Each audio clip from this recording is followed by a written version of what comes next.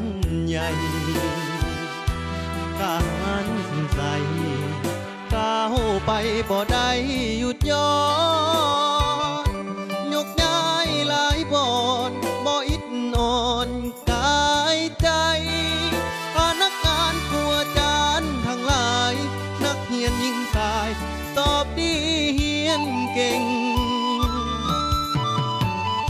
เพียงใสวันใหม่สดใสสวยงามอนุสรณ์สถา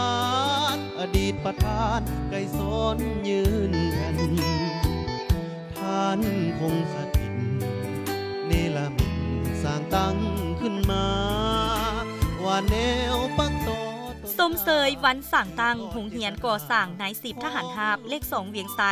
22 พฤศจิกายน 1962 หา22 พฤศจิกายน 2025 ครบรอบ 63 ปี อย่างสุดใจ